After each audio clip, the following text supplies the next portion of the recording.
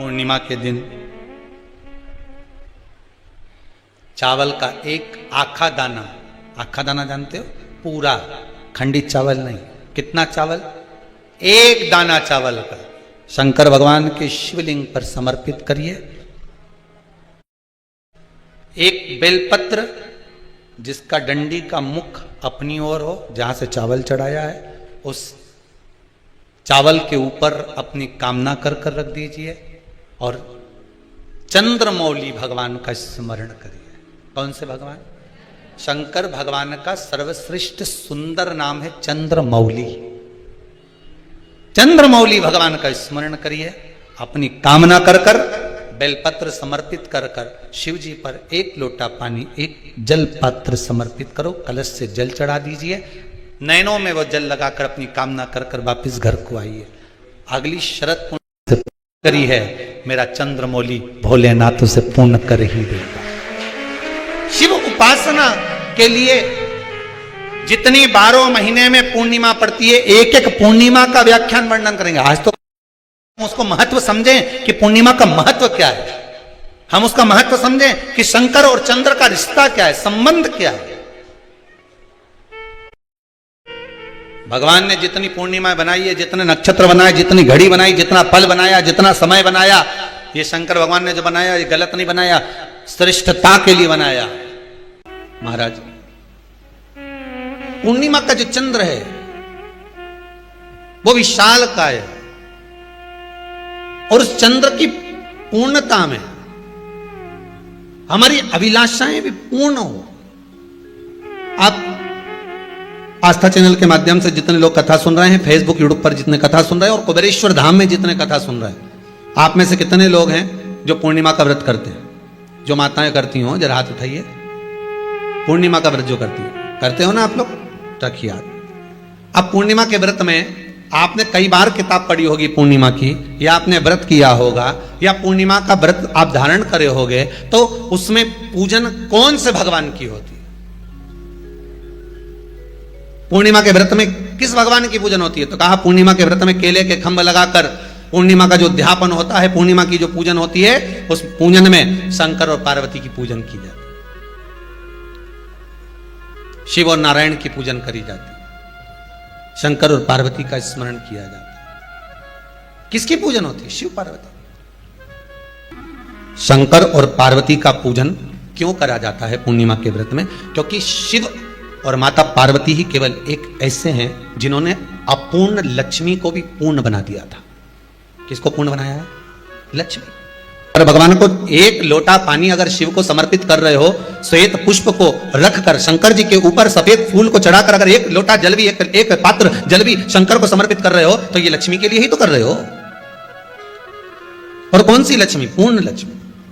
हमें जो शिव महापुराण के माध्यम से शास्त्र कह रहा है कि आप 32 पूर्णिमा के व्रत प्रारंभ करो। उसमें करना क्या है आपको? केवल जिस दिन व्रत रहे, रात्रि के समय पर कोई भी मीठा, कुछ भी सामग्री आप चंद्र की रोशनी में, चंद्र को अर्घ देने के बाद, पूजन करने के बाद उसको रखो, और वही सामग्री जो नशा कर रहा है उसको पूर्णिमा के दूसरे दिन उसको खिलाओ। आप धीरे धीरे खिलाना चालू करेंगे, जिस नशे में वो डूबा हुआ है उस नशे से वो छूटना प्रारंभ हो जाएगा। 2 पूर्णिमा व्रत करके तो देखो, तीसरे में तुम्हें जरूरत ही नहीं, धीरे धीरे आप रुक, वो छूटना प्रारंभ हो जाएगा। पीपल का एक पत्ता, उस पत्ते पर थोड़ा सा चावल, थोड़ा सा चावल, पूर्णिमा की रात्रि को अपने हाथ में लेकर, अपने नयनों से लगाकर, शरीर पर से स्वयं उतारकर उसको दरवाजे के पास रख दीजिए। पूर्णिमा की रात्रि को पूर्ण होने पर उस चावल को दूसरे दिन सूंघ कर बहते हुए पानी में डाल दीजिए। महाराज, कितने भी रोग से ग्रसित हो गए, पीपल का एक पत्ता 52,000 ब्राह्मण की साक्षी कराता है। महाराज बहुत ध्यान देना, पीपल के वृक्ष में स्वयं नारायण का, मेरे कृष्ण का वास है। स्वयं भगवान गीता के अंतर्गत कहते हैं कि मैं पीपल का वृक्ष। जैसे पूर्णिमा का चंद्रमा बढ़ता है, पूर्णिमा का चंद्रमा जैसे पूर्ण होता है, ऐसी ही आपकी मनोकामना भी पूर्ण हो, पूर्णिमा के चंद्रमा की तरह प्रकाशित हो। बाबा आपकी मनोकामना पूर्ण करे। पूर्णिमा शिव महापुराण की कथा जो जीवन का एक सुख प्रदान करने वाली है, एक आनंद देने वाली है। बहुत बड़ा रोग हो गया, छूटने को तैयार नहीं है, बड़े बड़े इलाज करवा लिए, बहुत दिखा लिया, बहुत सब दूर इलाज करवाया, सब दूर दिखाया, पर मिटने को तैयार नहीं है। तो फिर अबीर का प्रयोग, एक चावल का दाना, एक श्वेत पुष्प और अबीर भगवान शंकर को समर्पित कर धीरे धीरे धीरे धीरे शरीर का रोग अपने आप समाप्त होना प्रारंभ मां की ओर लेकर जाओगे, उतना ये मन शुद्ध होता चले जाएगा। नया मकान बनाया किसी ने, जिनने बनाया जरा हाथ ऊंचा करो तो जरा। बनाया आप लोगों ने मकान, तो मकान बनाए होंगे तो वो जो मकान बनाने वाला मिस्त्री होता है ना, वो कह देता है अब तुम्हारी बिल्डिंग 3 मंजिल की हो गई, ऊपर एक मटकी टांग दो। अरे बोलो सही है कि गलत है? कौन सा कलर की टांगो है? काय के लिए टांगो? कि जो बिल्डिंग को देखेगा और बिल्डिंग देखने के बाद उसकी नजर उस मटकी पे चली गई, तो मटकी से जब उसकी नजर मिल गई तो जितनी नजर इसने बिल्डिंग में लगाई वो सारी नजर उसकी मटकी पे पड़ते ही उसी में वापस प्रवेश कर गई। मतलब नजर बिल्डिंग में आई। कहां टांगी मटकी? पीछे, राइट लेफ्ट, कहां टांगी? बिल्कुल आगे। कि जो बिल्डिंग को देखेगा, जो इस मकान को देखेगा, जो इस बिल्डिंग को देखेगा, जो नए मकान को देखेगा, और उसकी दृष्टि घूमते घूमते घूमते घूमते अगर मान लो वो घूमती हुई दृष्टि उस मटकी पर चली जाती है, तो हमारी बिल्डिंग पर नजर नहीं लगेगी। नहीं तो दुनिया की लोगों की नजर तो बड़ी विचित्र होती है। कौन से कलर की टांगी? काले कलर। पुराण भी यही कहती है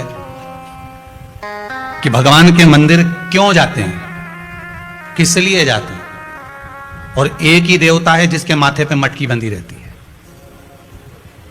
अरे बोलो तो जम के, कौन सा? देव अधिदेव महादेव, उसके माथे पे हमेशा कलश ही मिलता है। तो किसी ने पार्वती जी शिव जी से पूछी, क्यों भोलेनाथ जी ये बताओ जरा, ये जब गंगा तुम्हारे सिर पर है, भोलेनाथ जी जब गंगा तुम्हारे सिर पे है तो पानी तो यूं निकलना चाहिए, तो ये उल्टा पानी तुम्हारे ऊपर बूंद बूंद टपक रहा है, ये है क्या? शंकर भगवान बोले ये पानी का तो बहाना बना के रखा है, जो भगत मेरा दर्शन करने आता है उसकी नजर तो मेरी मटकी ही उतार देती है, उसकी नजर तो मेरी मटकी ही उतार देती है। जो शंकर के मंदिर में प्रवेश करता है और प्रवेश करते समय बस मेरे उस कलश का दर्शन करता है। कई लोग प्रश्न करते हैं, महाराज जी इस कलश का महत्व क्या?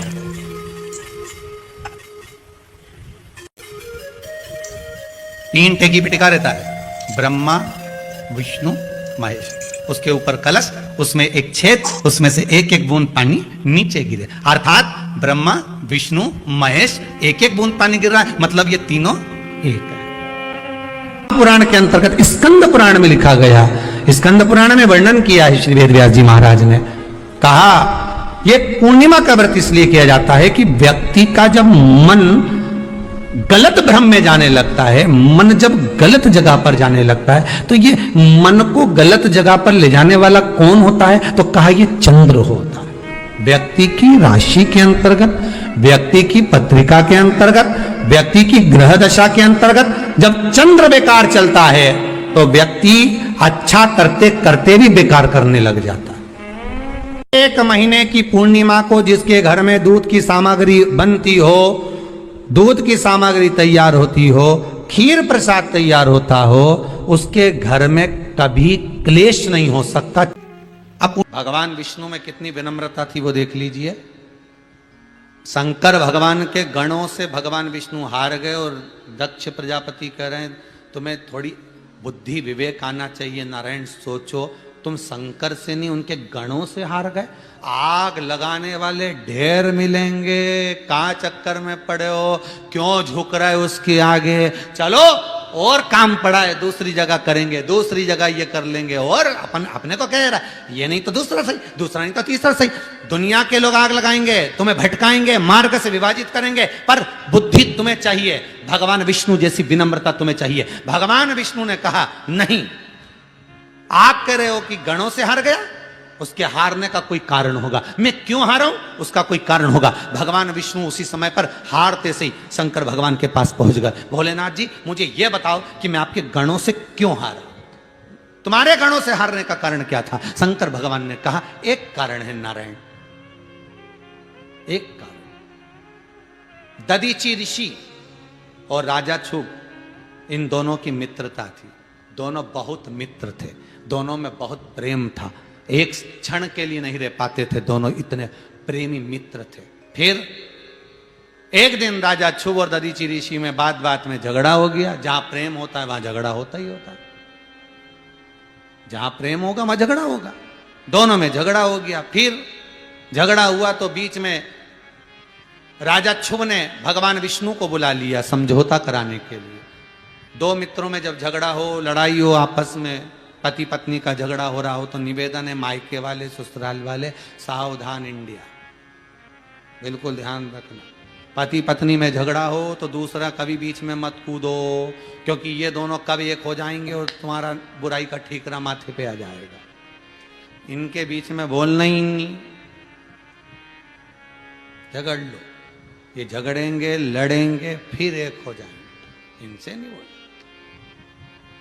विवाद किया तो राजा छुब ने भगवान विष्णु को बुलाया और भगवान विष्णु आए और आते से साथ दिया किसका, राजा छुब का। दधीचि ऋषि को क्रोध आ गया कि तुम दधीचि ऋषि को क्रोध आया, ए नारायण तुमने एक पक्ष की बात सुनी और दूसरे पक्ष की बात नहीं सुनी। मैं तुम्हें श्राप देता हूं, एक बार तुम भगवान शंकर के गणों से हारोगे, तुम्हें हार सहन करना पड़ेगी। बस भगवान विष्णु के शंकर के शब्द सुने तो भगवान विष्णु को लगा कि हमारी किस्मत में हार लिखी थी, मतलब हुई। तो फिर अब सोचना क्या, हार जीत जन्म मरण परण ये सब शंकर के हाथ है, कब किसको क्या देना है ये वो जानता, हमें क्या करना वो जाने,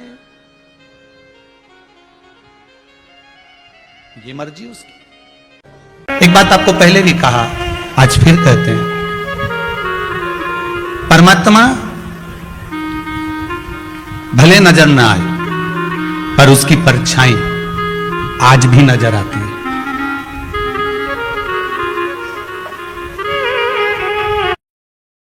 और हम तो भगवान से यही प्रार्थना करते हैं, चंद्रमा की रात्रि में जो मेरे शंकर के मस्तक पर चंद्र होता है, इसलिए कथा को 2 दिन की रात्रि को ली है कि चंद्रमा को जैसे आपने मस्तक पर धारण करा है, मेरे शंकर जो इस रात्रि की कथा को सुन रहे हैं उनको भी उन्नति की सीढ़ी पर आगे बढ़ा देना। ये भी आने वाले समय में शिव महापुराण की कथा श्रवण करवाएं, जनमानस का कल्याण करवाएं, ऐसी कृपा कर देना भोलेनाथ, ऐसी करुणा कर देना। पुराण की कथा में भगवान शंकर स्वयं करें, अपना कर्म करो, खूब करो, पैसा कमाओ, जितनी तुम्हारी शरीर की कैपेसिटी है उससे 4 गुना ज्यादा कमाओ, ये शिव कहते हैं। शंकर कर, भगवान ओगढ़दानी स्वयं कर कि पैसा कमाओ, खूब कमाओ, ये देवाधिदेव महादेव कर, कर्म करो खूब करो, देवाधिदेव महादेव कर। शिव महापुराण की कथा में भगवान शंकर कहते हैं पैसा कमाओ खूब कमाओ, पर शंकर जी एक बात और कहते हैं कि उस पैसे को कमाने के साथ में थोड़ी थोड़ी दुआ भी कमाते चलना, थोड़ा थोड़ा आशीर्वाद भी कमाते चलना।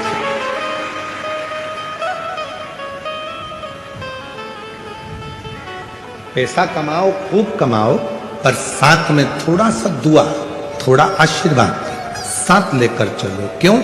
जब व्यक्ति बीमार होता है, तकलीफ में पड़ जाता है, हॉस्पिटल में पहुंच जाता है, वेंटिलेटर पर पड़ा रहता है, तब पैसा बाहर रह जाता है, पर तुमने अगर किसी भूखे को भोजन कराया है, प्यासे को पानी पिलाया है, किसी गरीब की जिंदगी में तुम काम आए हो, तो उसकी जो दुआ है, वेंटिलेटर पर मशीनें बाद में काम करती हैं, पहले वो दुआ काम करना प्रारंभ कर जाती है, जो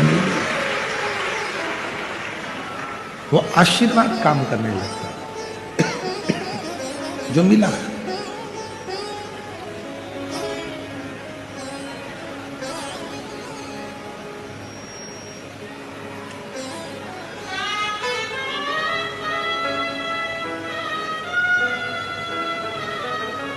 श्री प्रकाश भाई साहब कह रहे थे,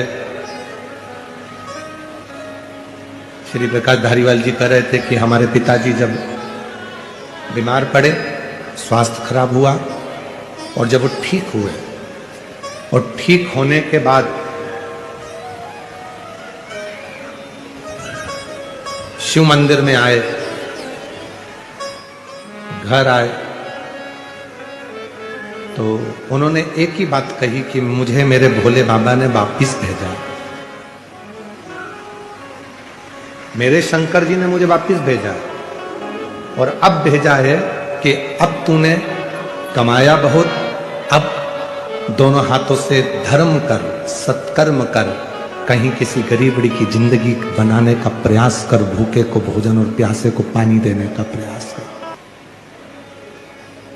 मैं श्री प्रकाश भाई साहब को, दीना भाभी जी साहब को कहूंगा, आपके सास ससुर भाभी जी और प्रकाश भाई साहब आपके माता पिता श्री रसिकलाल जी और श्रीमती कमला बाई जी, आप उनको पहचान नहीं सके हो, पर ईमानदारी से कहें तो वो शंकर और पार्वती का ही रूप रहे हो, शिव और पार्वती।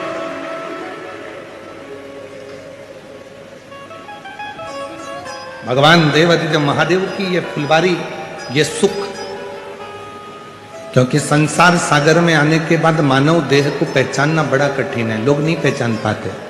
सास ससुर को नहीं पहचानती, बहू बच्चे अपने माँ बाप को नहीं पहचान पाते, बहन अपने भाई को नहीं पहचान पाती, भाई अपनी बहन को नहीं पहचान पाता, माता पिता बेटी को, दामाद को नहीं पहचान पाते, दामाद बेटी माँ बाप को नहीं पहचान पाते। ये सब समय यूं ही निकल जाता है।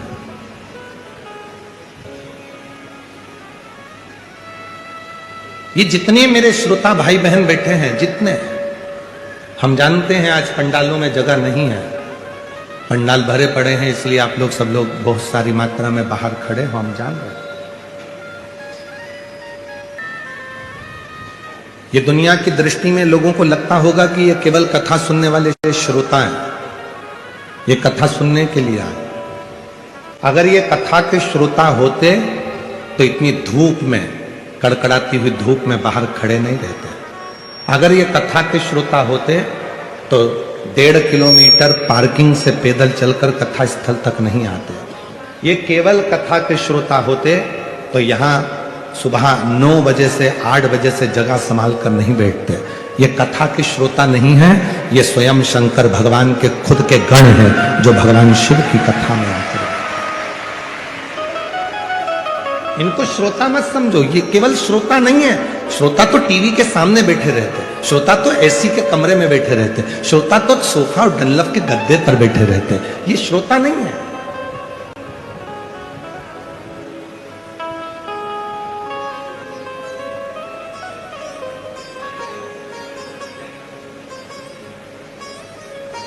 इनको श्रोता नहीं कहेंगे, इनको शिव का गण कहेंगे।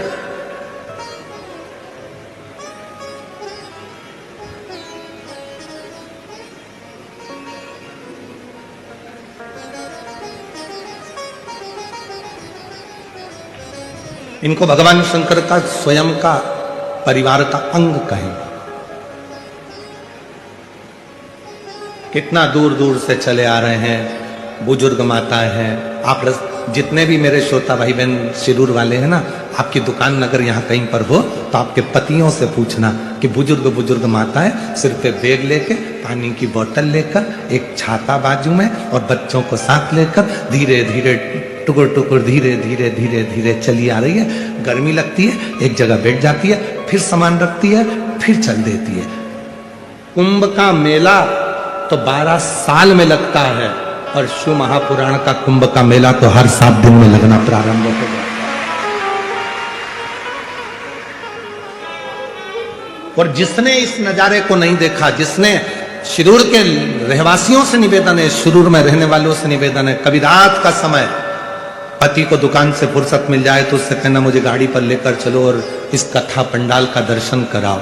कभी आना रात्रि के समय पर, मेरी माताएं इतने भजन में डूबी रहती हैं, भक्ति में आनंद करती हैं, स्मरण करती हैं, नाचती हैं, गाती हैं, भूमि को नमन करती हैं। कभी शिरूर वालों को मौका मिल जाए तो रात के समय आकर इस नजारे को देखना तो किसी कुंभ के नजारे से कम नजारा नजर नहीं।